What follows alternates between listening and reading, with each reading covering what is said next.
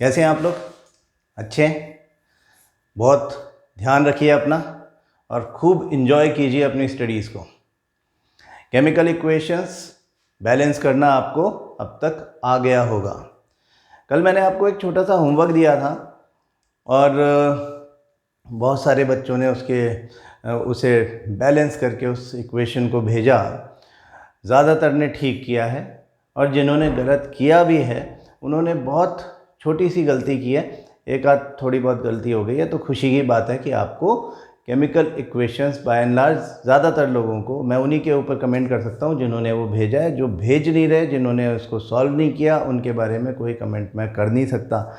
Online classes की ये थोड़ी सी कह सकते हैं हम कि हम यहाँ पर थोड़े से रिस्ट्रेंड हो जाते हैं। हमें पता ही नहीं चलता कि आप क्या कर रहे हो अगर आप कम्युनिकेट नहीं करोगे। पेरेंट्स ध्यान दें कि बच्चा जो इंस्ट्रक्शंस दिए जाएं उसको फॉलो करे, नहीं तो अभी सेशन शुरू हुआ है, अभी से ये आदत पड़ेगी। आज का वीडियो कल देखना। मैं देख रहा हूँ ऐसा बहुत बच्चे कर रहे हैं जो टाइम पर वीडियो नहीं देखते, या तो बहुत लेट देखते हैं या तो कभी और देखते हैं, नेक्स्ट डे देखते हैं। इससे कुछ होने वाला नहीं है। हाँ, सेम डे वीडियो देखने की आदत डालें जिससे आपके क्वेश्चन सेम डे पूछे जा सकें। हाँ, आपकी क्वेरी सेम डे आएगी। आपको जो छोटा सा होमवर्क मिलता है, बहुत बड़े होमवर्क तो मैं दे नहीं रहा, लेकिन कभी कुछ ज़रूरी होगा तो मैं ज़रूर आपको बोलूँगा कि ये मुझे करके दिखाओ।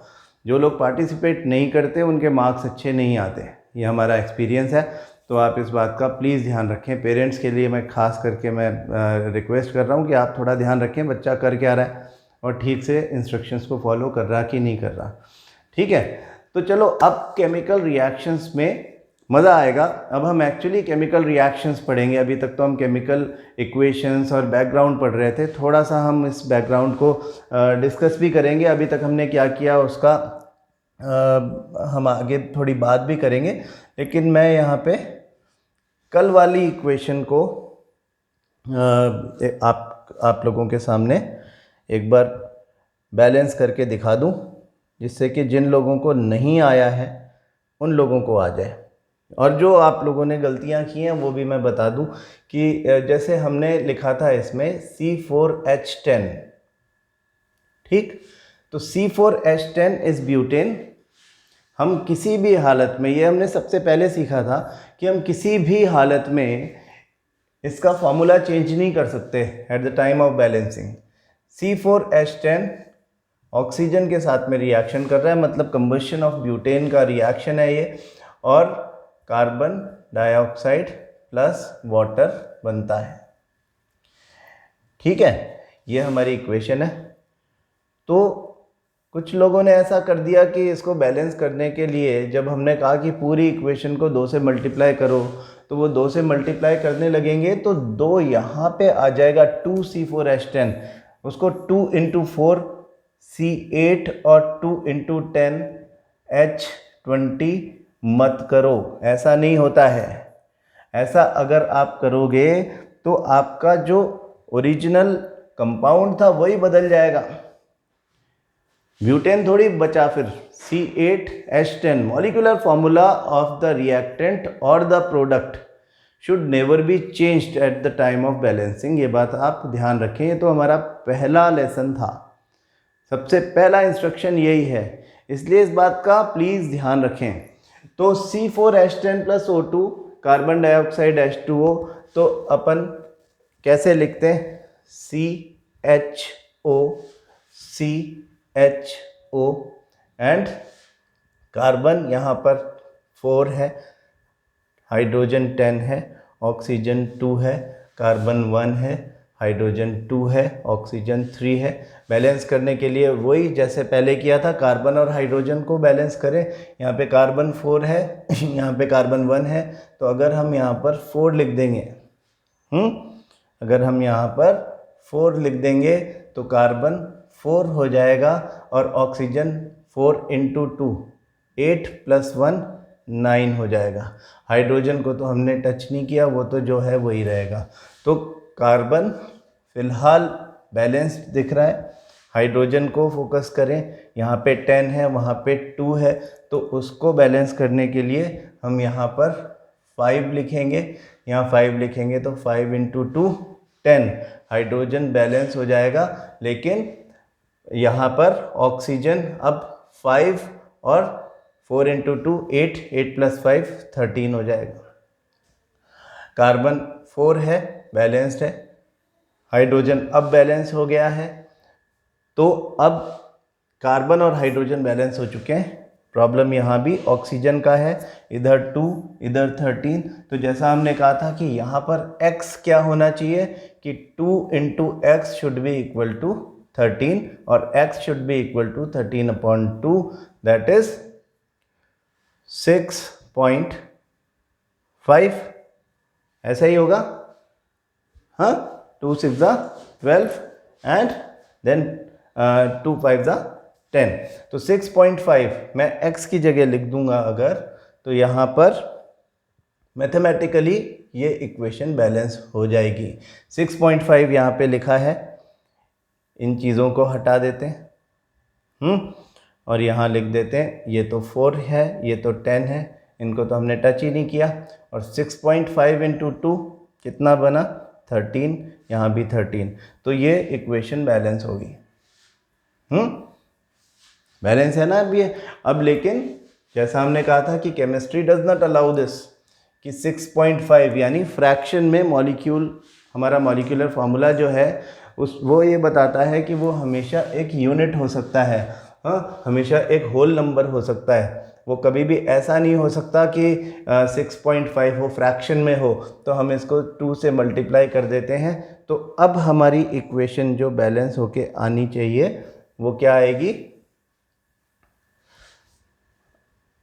2, जो मैं कह रहा था आपसे कि ये C4H10 के आगे 2 लगेगा।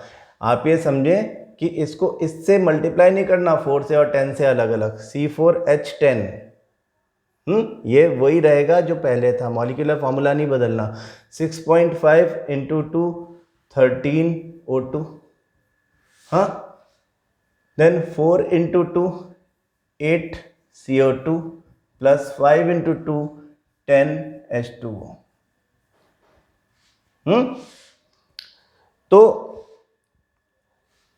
अगर हम ये वाला साइड देखें, हमारा लेफ्ट हैंड साइड, तो अब कार्बन, हाइड्रोजन और ऑक्सीजन की क्या सिचुएशन हो गई। अब कार्बन है 8, हाइड्रोजन है 10 इंटू 2 20 और ऑक्सीजन है 13 इंटू 2 26। राइट हैंड साइड पे कार्बन 8 है, मतलब बैलेंस हो गया। हाइड्रोजन 10 इंटू 2 20 है, मतलब बैलेंस हो गया। और ऑक्सीजन 8 इंटू 2 16 प्लस 10 26, बैलेंस हो गया। तो now the equation is balanced. तो मॉलिक्यूलर फॉर्मूला नहीं बदलना है, ये ध्यान रखें। इसके अलावा जो गलतियां हैं वो छोटी छोटी गलतियां हैं, किसी ने कैलकुलेशन पे ध्यान नहीं दिया और केयरलेसनेस में गलतियां हो गई, कोई बात नहीं, हाँ, लेकिन ये बात ध्यान रखें, ये हमने एक नई चीज़ सीखी। तो अब तक हमने क्या क्या सीखा, मैं जल्दी से ब्रश अप कर लूँ। हमने सबसे पहले बात की कि केमिकल रिएक्शंस क्या होती हैं, केमिकल रिएक्शंस को हमने डिफाइन किया और हमने क्या कहा कि केमिकल रिएक्शंस आर, पॉज करो इसको और अपने आप बोलो और फिर प्ले करो और सुनो कि chemical reactions are the change in which a new substance is formed with entirely new chemical properties। ठीक, तो ये आपको अब तक याद हो गया होगा। फिर हमने कहा कि what are the properties और characteristics of chemical reaction। तो chemical reaction क्या है, chemical reaction जब होती है तब हम क्या expect कर सकते हैं। The changes we observe, number 1 change in state, number 2 change in color, number 3 change in temperature, number 4 evolution of gas, number 5 formation of precipitate। Formation of precipitate को छोड़ के बाकी सारी बातें आपकी एनसीईआरटी में लिखी हुई हैं। आई होप आपने अब तक देख भी ली होंगी। जो बातें मैं अभी बोल रहा हूँ वो यहाँ लिखी हुई हैं, ये देखो, ये आपका second page of the chapter है। Change in state, change in colour, evolution of gas, change in temperature. इसमें हमने ऐड क्या कर दिया, फॉर्मेशन, यहाँ पे ऐड कर दिया हमने, फॉर्मेशन ऑफ प्रेसिपिटेट। प्रेसिपिटेट को हम शॉर्ट में पीपीटी बोल देते हैं, और पीपीटी या प्रेसिपिटेट मतलब an insoluble substance formed as a result of a chemical reaction. फिर उसके बाद हम बात करते हैं केमिकल इक्वेशन की। What is a chemical equation? Chemical equation है symbolic representation of a chemical reaction, यानी एक केमिकल रिएक्शन को रिप्रेजेंट करने के लिए हम कुछ सिंबल्स ऑफ एलिमेंट्स यूज़ करते हैं, और उन एलिमेंट्स को मिला करके जो मॉलिक्यूल्स बनते हैं उन मॉलिक्यूल के मॉलिक्यूलर फार्मूला लिखते हैं। जब मॉलिक्यूलर फार्मूला लिखते हैं तो number of atoms two side of the equation, यानी इक्वेशन में दो साइड्स होती हैं, एक लेफ्ट हैंड साइड एक right hand side. Left hand side पे रिएक्टेंट्स होते हैं, रिएक्टेंट्स मतलब वो सब्सटेंसेस जो रिएक्शन में पार्टिसिपेट करते हैं, और प्रोडक्ट्स वो सब्सटेंसेस होते हैं जो as a result of the chemical reaction form होते हैं। तो these reactants and products are separated with the help of an arrowhead। एक arrowhead होता है ऐसा, ऐसा एक arrowhead tells us the direction of the chemical reaction, यानी वो हमेशा reactants डायरेक्शन वाले डायरेक्शन यानी लेफ्ट हैंड साइड से जो प्रोडक्ट वाला साइड है उसको इंडिकेट कर रहा होता है, जिससे कि हमको क्लैरिटी रहे कि रिएक्शन किसकी हुई है और फॉर्मेशन किसका हुआ है। उसके अलावा हम अपनी इक्वेशन को हम कहते हैं कि जब केमिकल इक्वेशन जो है वो सिंबॉलिक रिप्रेजेंटेशन है तो वो एक्चुअली स्केलेटल इक्वेशन होती है। अदरवाइज हम वर्ड इक्वेशन बोलते हैं उस इक्वेशन को जिसमें हम वर्ड्स ऑफ द कंपाउंड्स या एलिमेंट्स यूज़ करते हैं, यानी उनका जो नाम है सिर्फ वो लिख देते हैं हम। मैग्नीशियम का रिएक्शन हमने दिखा दिया हाइड्रोक्लोरिक एसिड से, तो हम मैग्नीशियम और हाइड्रोक्लोरिक एसिड लिखेंगे बजाय उनके मॉलिक्यूलर फार्मूला या उनका सिंबल लिखने के, हम उनके नाम लिख देते हैं, इसको वर्ड इक्वेशन बोलते हैं। तो वर्ड इक्वेशन में वर्ड्स की जगह, नेम्स ऑफ द सब्सटेंसेस की जगह जब सिंबल्स यूज़ किए जाते हैं, मॉलिक्यूलर फार्मूला यूज़ किए जाते हैं, तो इक्वेशन स्केलेटल इक्वेशन हो जाती है। हाँ, स्केलेटल इक्वेशन जो है उसमें सिर्फ एक कमी होती है कि वो बैलेंस्ड नहीं होती। हाँ, ये वर्ड इक्वेशन है, magnesium plus oxygen, magnesium oxide, आज हम देखेंगे ये वाला रिएक्शन। और इस रिएक्शन को Mg+O2 एरोहेड MgO इस तरह से रिप्रेजेंट कर दिया गया है। तो ये सब स्केलेटल इक्वेशन है, ये वर्ड इक्वेशन है, ये स्केलेटल इक्वेशन है। हाँ, तो स्केलेटल इक्वेशन ही हमारे काम आती है। और फिर हमने सीख लिया कि with the help of hit and trial method, आज मैं आपको एक अलग से वीडियो भेजूंगा जिसमें एक शॉर्टकट है। हाँ, वो हमारी रेगुलर क्लास का या रेगुलर करिकुलम का पार्ट नहीं है, लेकिन अब क्योंकि आपको थोड़ा बहुत आ गया है तो मैं एक शॉर्टकट वाला वीडियो अलग से भेजूंगा आपको। वो मेरा ही वीडियो है, पुराना, यूट्यूब पे पड़ा हुआ है, आप ऐसे सर्च करोगे तो भी आपको मिल जाएगा। एक चैनल है साइंटास्टिक मेरे नाम से, उसमें आपको मिल जाएगा, लेकिन मैं आपको वो वीडियो भी शेयर कर दूंगा। तो अगर जो लोग इंटरेस्टेड हों और जो लोग खास करके हिट एंड ट्रायल मेथड जो सीख गए हों, हिट एंड ट्रायल मेथड में कई लोगों को क्या मज़ा नहीं आ रहा होता, वो समझ नहीं आ रहा होता क्या हो रहा है, तो वो थोड़ा सा शॉर्टकट है। लेकिन मेरा सजेशन है कि आप किसी भी मेथड में ना फंसें, आप तो बस देखें कि इक्वेशन को आप कितनी आसानी से और कितनी जल्दी से, कितनी एक्यूरेसी के साथ में बैलेंस कर पाते हैं। और वो तभी कर पाओगे जब प्रैक्टिस करोगे। जो लोग प्रैक्टिस कर रहे हैं उनका पता चल रहा है, वो चलती क्लास में ही सॉल्यूशन भेज देते हैं। हाँ, तो I am very happy with the way you are handling situation, most of you. जो लोग नहीं कर रहे हैं वो लोग अब करना शुरू कर देंगे, आई एम श्योर। हम यहाँ तक बैलेंसिंग तक पढ़ चुके हैं। हाँ, अब आज जो हम बात करेंगे दैट इज़, मतलब हमने ये वाले क्वेश्चंस भी कर लिए थे। ये जो क्वेश्चंस लिखे हुए हैं ये इन टेक्स्ट क्वेश्चंस ऑफ NCERT कहलाते हैं, ये भी हमने कर दिए। आज हम टाइप्स ऑफ केमिकल रिएक्शंस बात करेंगे। तो टाइप्स ऑफ केमिकल रिएक्शन की जब हम बात करते हैं तो बेसिकली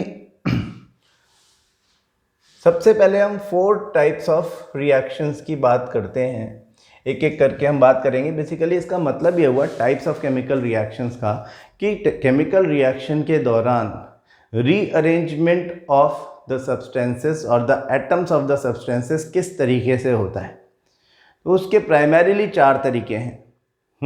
हम 5 टाइप्स पढ़ेंगे, लेकिन 4 मेजर तरीके हैं जिनसे rearrangement of atoms during a chemical reaction होता है। तो केमिकल रिएक्शन के टाइप्स किस बेसिस पर हैं, ये बात आपकी बुक में नहीं लिखी है, लेकिन मैं आपको बताता हूँ कि केमिकल रिएक्शन के types are suggested on the basis of the way the substances or the atoms of elements are rearranged during a chemical reaction। यानी जिस तरह से एटम्स अपनी जगह बदल लेते हैं और रीअरेंज करके नए सब्सटेंसेस बनाते हैं, उस प्रोसीजर के बेसिस पर केमिकल रिएक्शंस को क्लासिफाई किया जाता है। तो 4 तरीके जो हैं उनमें पहला तरीका है कॉम्बिनेशन। 2 या 2 से ज़्यादा अलग अलग सब्सटेंसेस आपस में कंबाइन हो जाए और एक सिंगल प्रोडक्ट बनाए, हम कहते हैं कॉम्बिनेशन रिएक्शन। जब एक सिंगल प्रोडक्ट हो और with the help of any form of energy, चाहे वो एनर्जी हीट हो, चाहे वो लाइट हो, चाहे वो इलेक्ट्रिसिटी हो, आप उस सिंगल सब्सटेंस को ब्रेक डाउन कर दें और 2 या 2 से ज़्यादा सब्सटेंसेस बना दें, तो इस तरह के रिएक्शन को हम डीकम्पोजिशन बोलते हैं। डीकम्पोजिशन रिएक्शन में आपने किस टाइप की एनर्जी यूज़ की, उसके हिसाब से उसका फर्दर क्लासिफिकेशन होता है। अगर आपने हीट यूज़ किया है तो हम उसको थर्मल डीकम्पोजिशन कहते हैं। अगर आपने लाइट यूज़ किया है तो हम उसको फोटोलिसिस कहते हैं। अगर आपने इलेक्ट्रिसिटी यूज़ की है तो हम उसको इलेक्ट्रोलिटिक डीकम्पोजिशन कहते हैं या इलेक्ट्रोलिसिस भी बोलते हैं। तो ये सब जो चीज़ें हैं ये दूसरी टाइप ऑफ केमिकल रिएक्शन हो गई। थर्ड टाइप ये है कि जब एक ज़्यादा रिएक्टिव सब्सटेंस एक कम रिएक्टिव सब्सटेंस को उसके मॉलिक्यूल से डिस्प्लेस करके खुद उसकी जगह बैठ जाता है और नया सब्सटेंस बनाता है। और जो डिस्प्लेस हो गया वो भी अपने एलिमेंट्री फॉर्म में आकर के प्रेजेंट हो जाता है एज अ प्रोडक्ट। तो इस तरह के रिएक्शंस को हम सिंगल डिस्प्लेसमेंट रिएक्शन बोलते हैं। जैसे आप छोटी क्लासेस से पढ़ते आए हो कि कॉपर सल्फेट के सॉल्यूशन में आयरन नेल रख देते हैं, तो आयरन कॉपर से ज़्यादा रिएक्टिव होने की वजह से कॉपर को डिस्प्लेस करके खुद उसकी जगह बैठ जाता है, सिंगल डिस्प्लेसमेंट। या फिर जैसे कल हम रिएक्शंस देख रहे थे, डबल डिस्प्लेसमेंट रिएक्शन, जिसमें लेड नाइट्रेट पोटेशियम आयोडाइड का रिएक्शन हमने देखा, जिसमें एक येलो कलर का सब्सटेंस बनता है लेड आयोडाइड इंस्टेंटेनियसली। ये रिएक्शन भी हम यहाँ पे देखेंगे, प्लस साथ में पोटेशियम नाइट्रेट का एक्वस सॉल्यूशन बन जाता है। डबल डिस्प्लेसमेंट रिएक्शन है। डबल डिस्प्लेसमेंट रिएक्शन में एक्सचेंज ऑफ आयंस होता है। तो हम पहले ये 4 टाइप्स ऑफ रिएक्शन 1 बाय 1 पढ़ते हैं। ध्यान रखें, जब हम केमिकल रिएक्शंस के बारे में पढ़ते हैं, टाइप्स ऑफ केमिकल रिएक्शंस के बारे में पढ़ते हैं, तो हमारे बैक ऑफ द माइंड हमेशा ये होना चाहिए कि बोर्ड एग्ज़ाम में क्वेश्चन क्या आएगा। ठीक है, क्योंकि रिएक्शंस देखने में बड़ा मज़ा आता है ना। हम देखते हैं कि अरे यार आग लग रही है, धुआं हो रहा है, हीट बढ़ गई है, पटाखा चल गया कोई, है पॉप साउंड, बड़ा मज़ा आता है सबको देखने में, कलर चेंज हो गया। लेकिन वो बातें जो हैं वो आप देख करके एंजॉय करके अगर भूल गए तो आपके मार्क्स नहीं आएंगे एग्ज़ाम में। तो आपको फोकस किस बात पे करना है कि जो केमिकल रिएक्शन आप देख रहे हो उसमें से क्वेश्चन क्या बनता है और आप क्या लिखोगे, what should be the answer, that is very important. हाँ, एवरीबडी अंडरस्टैंड्स दैट। तो जब आप केमिकल रिएक्शन की टाइप देखते हो तो आपको जो फोकस करना है, नंबर 1 जिस बात पे आपने फोकस करना है, दैट इज ऑब्जर्वेशंस। सबसे ज्यादा क्वेश्चन ऑब्जर्वेशन बेस्ड आते हैं। आपने क्या देखा, मैग्नीशियम रिबन जला, आपने क्या देखा, व्हाट इज द ऑब्जर्वेशन। सारे ऑब्जर्वेशन बताओ। क्विक लाइम को पानी में डाल दिया, ऑब्जर्वेशन क्या है। आपने सोडियम को पानी में डाल दिया था उस दिन, ऑब्जर्वेशन बताओ, आपका क्या ऑब्जर्वेशन है।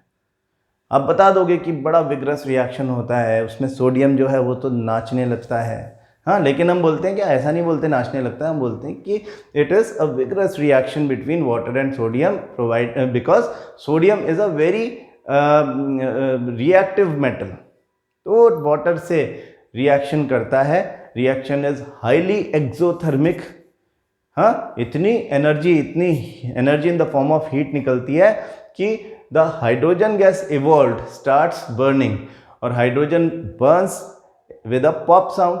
तो एक पॉप साउंड देखने मिलता है हमको। साथ में और क्या बता सकते हो?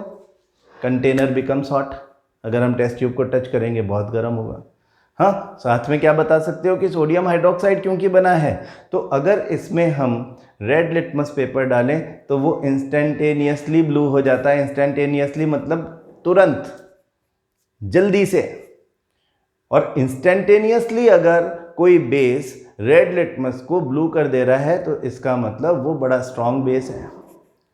तो मैं आपको बता रहा हूँ कि आपने एक रिएक्शन देखी है क्योंकि 2-3 दिन पहले, और सोडियम और वाटर की, मतलब जो हम डे 1 देख रहे थे उसमें, डे 1 या डे 2, तो हम ये ध्यान रखें कि ऑब्जर्वेशंस क्या है। हाँ, हमसे क्वेश्चन में ऑब्जर्वेशन पूछे जाएंगे, और उसके अलावा दूसरी चीज़ का ध्यान रखें कि उसका एप्लीकेशन क्या है, वो कहाँ काम आती है, वो उसका एप्लीकेशन है। आप याद रखें कि ये 2 सबसे ज़्यादा पूछे जाने वाले क्वेश्चन है किसी भी केमिकल रिएक्शन से रिलेटेड। तो सिर्फ याद कर लेना कि ये कॉम्बिनेशन है, ये डिकम्पोजिशन है, ये सब काफ़ी नहीं है। हाँ, 8th क्लास टाइप के क्वेश्चंस आपसे नहीं पूछे जाएंगे, आपसे एप्लीकेशन बेस्ड क्वेश्चन पूछे जाएंगे, आपसे ऑब्जर्वेशंस बेस्ड क्वेश्चन पूछे जाएंगे। तो आप बहुत ध्यान से देखें, मैं आपको हर इक्वेशन के बाद, हर रिएक्शन की इक्वेशन लिखने के बाद में ये बातें बता दूंगा। आपने इसे नोट डाउन करके सेम डे याद कर लेना है। दूसरी बात ये कि जब हम किसी केमिकल रिएक्शन को देखते हैं, है ना, केमिकल रिएक्शन की इक्वेशन भी उसी समय बना करके बैलेंस फॉर्म में लिख लेना है ना। आदत डालो कि बैलेंस फॉर्म में लिखना, मतलब जब भी आप कोई केमिकल इक्वेशन लिखो तो बैलेंस फॉर्म में लिखनी है। जितनी भी केमिकल रिएक्शंस एनसीईआरटी में लिखी हुई हैं वो कम से कम आपको आनी चाहिए। याद रखें, एनसीईआरटी इज द बाइबल और गीता और whatever for board examination. Board exam उसमें से ही होगा। आप चाहे लक्ष्मीर मंजीत उठा लें, चाहे आप एस दिनेश उठा लें, आप कोई सा भी आप रेफरेंस बुक उठा लें जिसमें बहुत सारी एक्स्ट्रा नॉलेज आपको दी जाती है, लेकिन पेपर आपका एनसीईआरटी से ही बनेगा। एनसीईआरटी का जो बुक है उसका हर वर्ड आपने 4 बार पढ़ना है थ्रू आउट द सेशन। बार बार एनसीईआरटी पढ़ो, बार बार एनसीईआरटी पढ़ो। हाँ, मैं आपसे fill in the blanks question पूछूंगा। ऑफलाइन क्लासेस में जो एवरीडे पूछे जाते थे, अब वो आपके एग्ज़ाम के पार्ट की तरह से आएंगे। फोर्टनाइटली जो हम पेपर लेंगे उसमें आप उन एनसीईआरटी अगर ठीक से पढ़ोगे तो ही उनको अटेम्प्ट कर पाओगे, नहीं तो नहीं कर पाओगे, ये मैं आपको पहले बता दूँ। ठीक है, तो एनसीईआरटी पढ़ते रहो। अब अपन बात करते हैं सबसे पहले हमारी फर्स्ट टाइप ऑफ रिएक्शन की, कॉम्बिनेशन रिएक्शन। हम क्या कहते हैं कि combination reaction is the type of reaction in which 2 or more than 2 substances are combined to form a single substance। इसको A भी कह लें या C कह लें, कुछ भी कह लें। A और B ने कंबाइन होकर के AB बना लिया या C बना लिया। दिस टाइप ऑफ रिएक्शंस यानी कॉम्बिनेशन रिएक्शन हम उसी को बोलेंगे जिसमें रिएक्टेंट्स 2 या 2 से ज़्यादा होंगे और प्रोडक्ट एक ही होगा, सिंगल प्रोडक्ट। देखते हैं, एग्जाम्पल देखते हैं।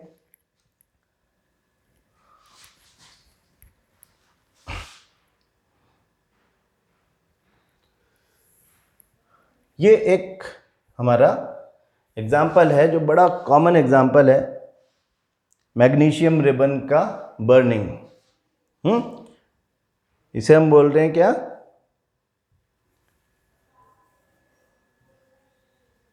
Burning of magnesium ribbon.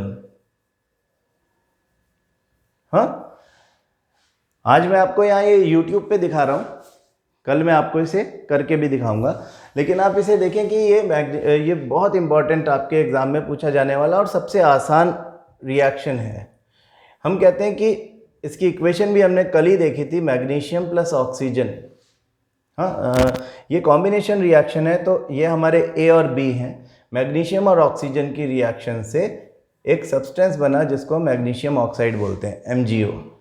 Balance कर देंगे क्या इनको, ऑक्सीजन यहाँ पे 2 है तो यहाँ 2 लिख दो, मैग्नीशियम 2 हो गया तो यहाँ पे 2 लिख दो, तो ये बैलेंस हो गया। हाँ, जब हम रिएक्शन लिखते हैं, रिएक्शन देखते हैं, तो ऑब्वियसली हमें फोकस किस पे करना है, हमें फोकस करना है उस पे कि वो उसमें ऑब्जर्वेशंस क्या हैं। तो पहले हम देखते हैं इसको कि क्या चल रहा है, उसके बाद इसके ऑब्जर्वेशन लिखेंगे। यहाँ पे ये पेट्री डिश है, ये ड्रॉपर है, बीकर में पानी भरा हुआ है। मैग्नीशियम रिबन है, मैग्नीशियम रिबन के ऊपर एक चीज़ आपने छोटी क्लासेस में भी पढ़ी होगी कि जो मैग्नीशियम रिबन है वो एक मैग्नीशियम, क्योंकि एक रिएक्टिव मेटल है। अगर आप रिएक्टिविटी सीरीज़ में देखेंगे तो मैग्नीशियम का पोटेशियम, सोडियम और कैल्शियम के बाद 4th नंबर है, तो काफ़ी रिएक्टिव मेटल है और एटमॉस्फेयर में ऑक्सीजन से रिएक्शन कर लेता है। ऑक्सीजन क्योंकि ज़्यादा, कार्बन डाइऑक्साइड से भी कर सकता है, कार्बन डाइऑक्साइड से रिएक्शन करेगा तो कार्बोनेट बनाएगा, लेकिन ऑक्सीजन क्योंकि ज़्यादा होती है तो ऑक्साइड बना लेता है। इसके ऊपर एक लेयर ऑफ मैग्नीशियम ऑक्साइड बन जाती है और इस वजह से ये ग्रे दिखने लगता है, इसके ऊपर जो शाइन है वो चली जाती है। कल हम ये करके देखेंगे। तो ये जो शाइन उसकी चली गई है, इसका मतलब ये है कि metal is not expose to the atmosphere. यानी मैग्नीशियम जो रिएक्शन करने वाला था, मैग्नीशियम ऑक्सीजन से रिएक्शन करने वाला था, अगर ऑक्सीजन के एक्सपोज ही नहीं होगा, उसके चारों तरफ ऑक्साइड की लेयर बन जाएगी, तो फिर ये रिएक्शन कैसे होगी, then the reaction is not possible. तो हमें सबसे पहला काम क्या करना है कि इस रिबन को क्लीन करना है with the help of a sand paper, है ना। सैंड पेपर होता है, रेगमाल बोलते हैं उसको, जो कि कंस्ट्रक्शन वर्क वाले लोग यूज़ करते हैं। तो सैंड पेपर से इसको क्लीन करते हैं, फिर ये चमकने लगती है। अब मैग्नीशियम को हम इसके साथ इस बर्नर पे एक्सपोज करते हैं तो फिर कंबशन होता है। तो यहाँ पे नोट कर लो question number 1।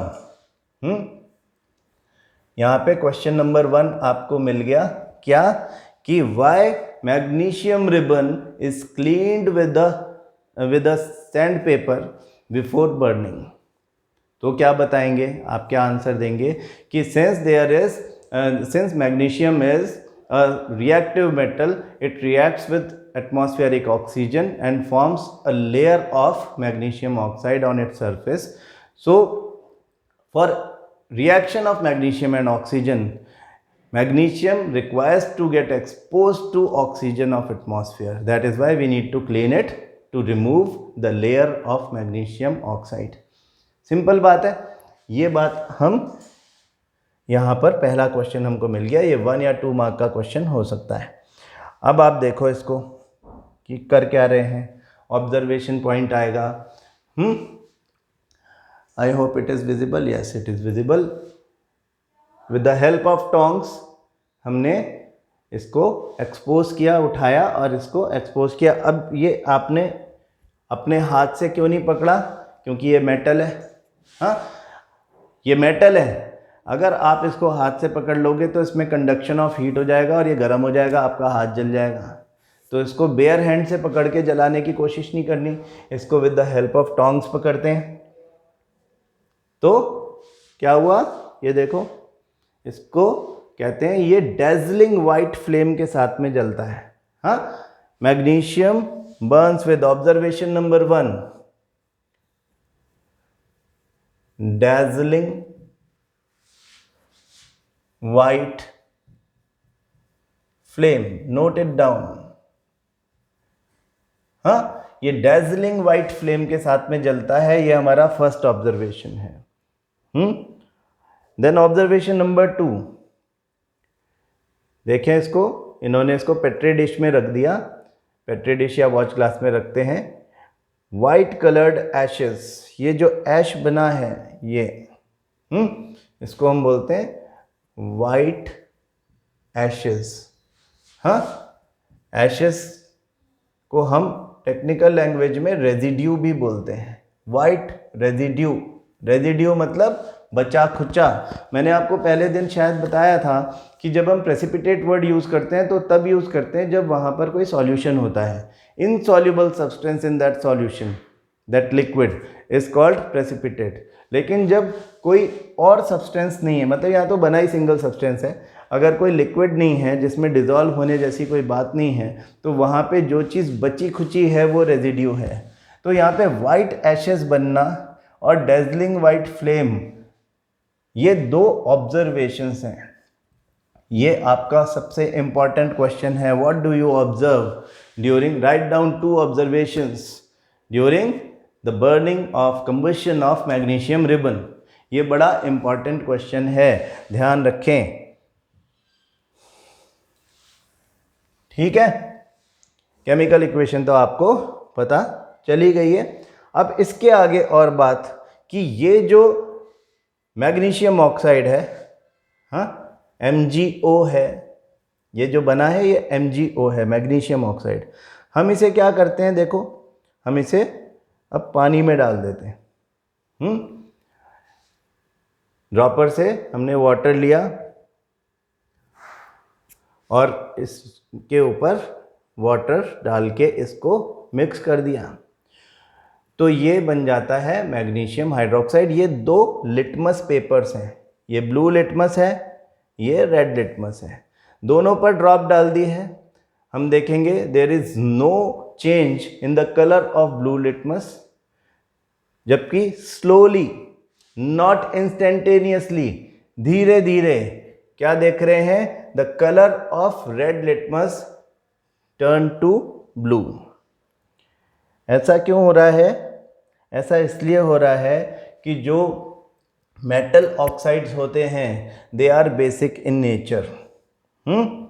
Metal oxides are basic in nature. When metal oxides are dissolved in water, the metal ions react with water and form hydroxide ions। ये बात हम पढ़ने वाले हैं एसिड बेसिस में भी, कि क्यों एसिड एसिड जैसा या बेस बेस जैसा बिहेव करता है, which makes the solution basic। तो ये बात समझने की है यहाँ पे कि oxide of metal are basic in nature. ये बात मेटल नॉन मेटल में करेंगे हम। ये हमारा एक रिएक्शन हुआ जो कॉम्बिनेशन रिएक्शन का इम्पॉर्टेंट एग्जाम्पल है। अब हम दूसरा जो सबसे इम्पॉर्टेंट एग्जाम्पल है वो भी देखते हैं। That is the reaction of quicklime with water. 99% cases में ये आपके बोर्ड एग्जाम में पूछा ही जाता है किसी ना किसी फॉर्म में।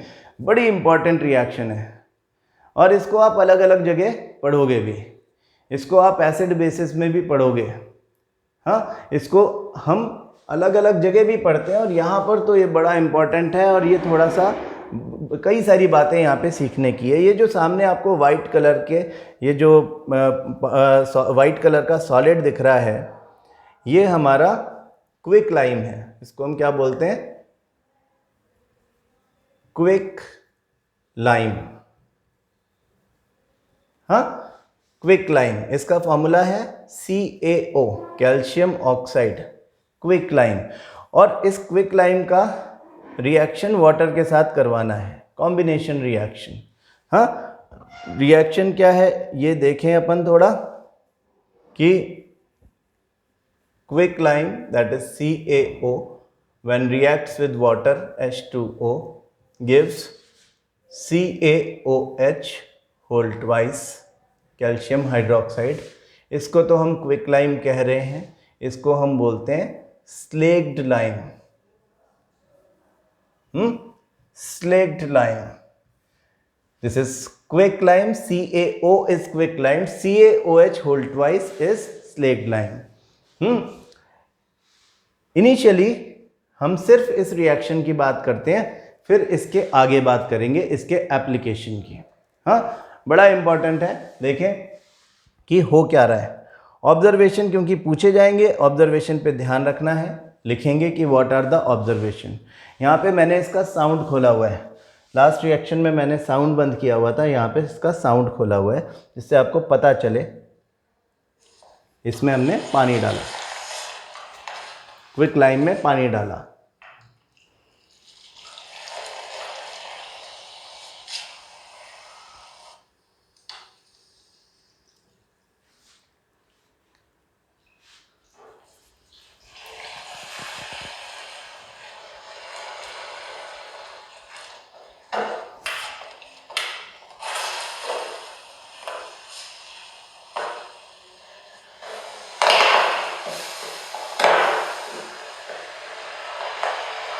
आवाज सुनो,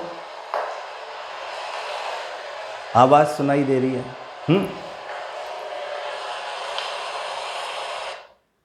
this sound is known as hissing sound.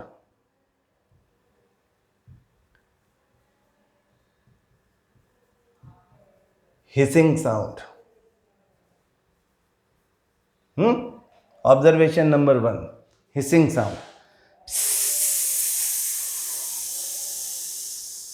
This is hissing sound जो आप अभी सुन रहे थे। हाँ, साथ में और दिख रहा है क्या आपको कि बड़ा यहाँ इसके आसपास पानी भर दिया है इन्होंने। ये पानी में से कुछ फ्यूम्स आती दिख रही हैं, देखो फ्यूम्स आती दिख रही हैं। Container becomes hot.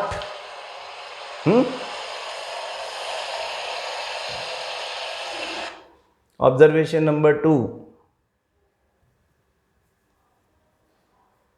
Container becomes hot. हाँ, मतलब the reaction is exothermic. Exothermic हमने एक दिन बात की थी। Exothermic is the reaction in which heat is released. जिस रिएक्शन में हीट रिलीज होती है वो एक्सोथर्मिक रिएक्शन होती है। तो एक्सोथर्मिक रिएक्शन है। हाँ, ये 2 ऑब्जर्वेशन आपको यहाँ पे ध्यान रखने हैं। ये आपका एक क्वेश्चन बनता है। Write down the observation when quick lime reacts with water. Number 1, hissing sound. Number 2, container becomes hot. Quick lime is CaO, calcium oxide, and slaked lime is CaOH whole twice, calcium hydroxide. हाँ, this is a combination reaction जिसमें 2 substances ने आपस में react करके एक single substance बनाया है। तो बात तो समझ में आने वाली है। लेकिन इसके आगे और इम्पोर्टेंट बातें हैं कि CaO reacts with H2O to give CaOH whole twice। हाँ, आपने कहा कि सर आपने तो इसको बैलेंस ही नहीं किया, चेक करो कहीं ये पहले से ही बैलेंस तो नहीं है। Calcium 1 calcium 1, oxygen 1 and 1 2, oxygen bracket में ये है, बाहर 2 लिखा है तो 2, हाइड्रोजन 2 हाइड्रोजन 2, यानी ये ऑलरेडी बैलेंस्ड है। अब जो ये कैल्शियम हाइड्रोक्साइड बना है, इस कैल्शियम हाइड्रोक्साइड में हम और पानी डालते हैं और हम इस कैल्शियम हाइड्रोक्साइड का एक्वस सॉल्यूशन बना देते हैं। हाँ, CaOH whole twice aqueous. Aqua मतलब वाटर, एक्वस मतलब वाटर के साथ में उसका सॉल्यूशन बना है। This is known as lime water. Quick lime, slaked lime, lime water. अगर इस लाइम वाटर में with the help of a straw आप एयर पंप करो, एयर उसके अंदर ब्लो करो, तो क्या होगा? आपकी एक्सहेल्ड एयर में जो एक्सेलेशन के दौरान आप निकालते हो बाहर, उसको हम एक्सहेल्ड एयर बोलते हैं। उस एक्सहेल्ड एयर में कार्बन डाइऑक्साइड का एक बड़ा परसेंटेज होता है, अराउंड 14% कार्बन डाइऑक्साइड उसमें है। तो कार्बन डाइऑक्साइड इसमें जाने लगती है and this is a slow reaction. जब कार्बन डाइऑक्साइड कैल्शियम हाइड्रोक्साइड के एक्वस सॉल्यूशन में जाती है तो आफ्टर अ मिनट, थोड़े टाइम के बाद में, what we see, a milky white substance calcium carbonate is formed. हाँ, this calcium carbonate is milky white, a milky white substance calcium carbonate is formed along with water. This is kind of a neutralization reaction, क्योंकि calcium hydroxide is a base and carbon dioxide is a non metal oxide. Non metal oxides can either B acidic और they are neutral. तो carbon dioxide acidic होता है, ये basic है. इन दोनों की reaction neutralisation reaction होगी, सॉल्ट बनेगा, वाटर बनेगा. इंपॉर्टेंट ऑब्जर्वेशन इज कि ये मिल्की वाइट सब्सटेंस बनता है. लेकिन अगर इस पूरे के पूरे CaCO3 प्लस H2O को हम उठा लें, यानी कि इसी कंटेनर में calcium carbonate plus water already था और इसी कंटेनर में और कार्बन डाइऑक्साइड गैस डालें, क्या बोलते हैं इसको? Excessive supply of carbon dioxide. Upon excessive supply of carbon dioxide this milky white colour disappears. बड़ा इंपॉर्टेंट क्वेश्चन है कि when we blow carbon dioxide in lime water, it turns milky white after some time, but upon excessive supply of carbon dioxide, यानी उसी solution में और carbon dioxide डालने पर this milky white color disappears. अब हम हैरान कि अरे कार्बन डाइऑक्साइड डालने से ही ये मिल्की वाइट कलर आया, लेकिन कार्बन डाइऑक्साइड ही डालने से वो मिल्की वाइट कलर चला गया. ऐसा क्यों हो गया भैया? ऐसा इसलिए हो गया कि यहां पर एक नया सब्सटेंस बन गया, कैल्शियम बाइकार्बोनेट या calcium hydrogen carbonate, which is colourless. Calcium carbonate was insoluble in water, milky white precipitation होता है. Calcium bicarbonate is soluble in water, it disappears and a colorless solution is formed. तो carbon dioxide lime water में blow करने से जो milky white colour आया था, वो milky white colour carbon dioxide उसी कंटेनर में एडिशनल कार्बन डाइऑक्साइड डालने पर मिल्की वाइट कलर डिसअपियर हो जाता है. आपसे क्वेश्चन पूछा जाता है why? Due to the formation of calcium bicarbonate, which is colorless.